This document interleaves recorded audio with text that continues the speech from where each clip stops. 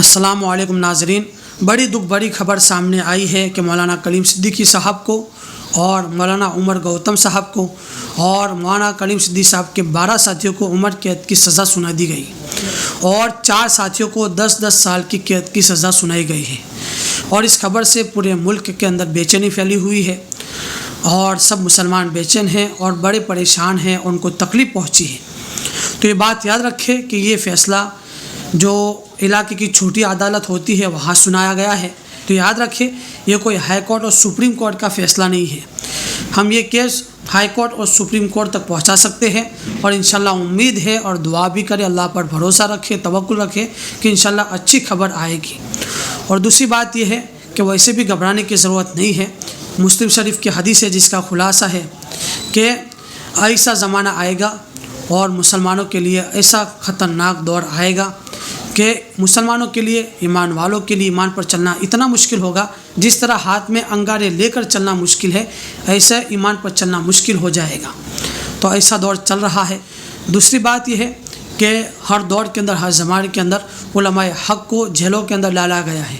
آپ نے اگر پڑھا ہو یا سنا ہو تو میں بتا دوں آپ کو، علماء حق کو ہمیشہ جیلوں کے اندر بھیجا گیا ہے۔ امام ابو حنیفہ رحمۃ اللہ علیہ کو جیل میں ڈالا گیا، امام احمد بن حنبل رحمۃ اللہ علیہ کو، امام شافعی رحمۃ اللہ علیہ کو، امام مالک رحمۃ اللہ علیہ کو، شیخ الاسلام ابن تیمیہ رحمۃ اللہ علیہ کو،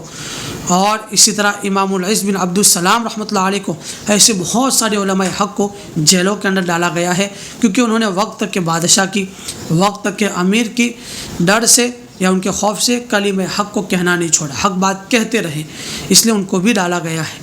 اور آج بھی بہت سارے علماء کرام جیلوں کے اندر ہے، بڑے دکھ کی بات ہے۔ اس لیے ہمیشہ اللہ تعالیٰ سے دعا کرتے رہیں اور مولانا کلیم صدیقی صاحب وغیرہ ان کے لیے بھی دعا کریں کہ اللہ تعالیٰ ان کو باعزت رہائی نصیب فرمائے اور اس طرح کی سزا سے آپ کی حفاظت فرمائے۔ اور دعا کرنے کی بھی ضرورت ہے اور اللہ پر بھروسہ اور یقین رکھنے کی بھی ضرورت ہے اور اپنے اعمال کو صحیح کرنے کی بھی ضرورت ہے اور صحیح کوشش کرنے کی بھی ضرورت ہے کہ ہم کوشش کرتے رہیں، چونکہ یہ معاملہ ایسا ہو گیا ہے کہ جس کی لاٹھی اس کی بھینس، یہ معاملہ ہو رہا ہے۔ اس لیے گھبرانے کی ضرورت نہیں ہے، دعا کرنے کی ضرورت ہے۔ انشاءاللہ امید ہے کہ بڑی عدالتیں، ہائی کورٹ، سپریم کورٹ سے اچھا فیصلہ آئے گا اور مولانا کلیم صدیقی صاحب وغیرہ کی اللہ تعالیٰ ایسی سزا سے حفاظت فرمائیں گے، ہم دعا بھی کریں۔ اور اسی طرح جو بھی علماء کرام جیلوں میں بند ہے ان کے لیے بھی دعا کریں، اللہ تعالیٰ ان کو باعزت رہائی نصیب فرمائے۔